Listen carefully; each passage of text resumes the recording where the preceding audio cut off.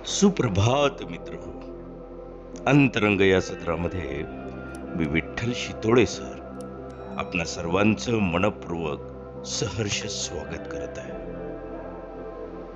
एकदा एक माणूस जंगलात शिकारीला गेला होता, पण वाट पाहूनही त्या दिवशी सावज काही मिळालं नाही.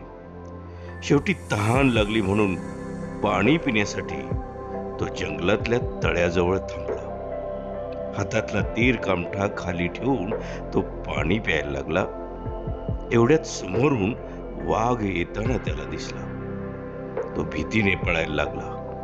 वाघ पाठीमागे येतोय हे बघून त्याने जवळच्या झाडावर चढायला सुरुवात केली, पण झाडावर आधीच चढून बसलेलं अस्वल बघून त्याची भीतीने गाळण उडाली.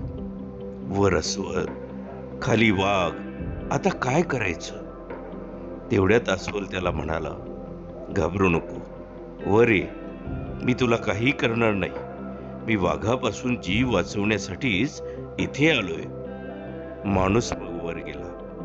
वाघ मात्र झाडाखालीच बसून हे दोघे कधी खाली येतील याची वाट पाहत होता. रात्र झाली तशी माणसाला झोप लागली.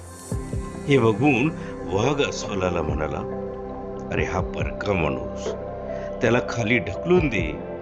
माझी भूक भागली की मी तुला काही करणार नाही. वाघाने खूप खूप पटवून देण्याचा प्रयत्न केला, पण विश्वासू व इमानदार अस्वलानं तसं केलं नाही. थोड्या वेळानं माणसाला जाग आली.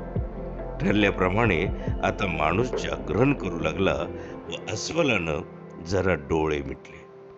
वाघानं हीच संधी साधली.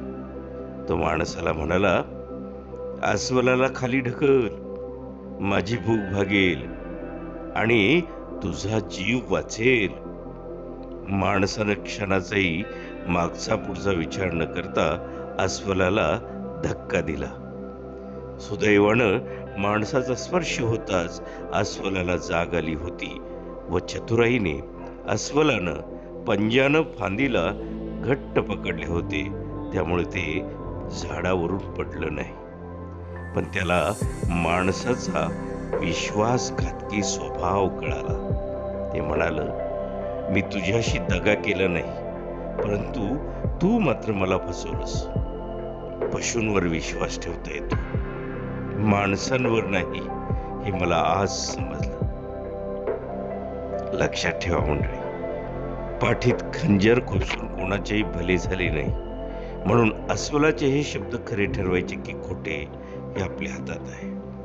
ज्याचे कर्म चांगले आहे तो कधी संपत नसतो. माणसातली माणुसकी एवढी खाली का आली? एवढ्या खालच्या पातळीवर तो का आला? पशुपेक्षाही खालच्या थराला का गेला? याचे आत्मचिंतन होण्याची गरज आहे.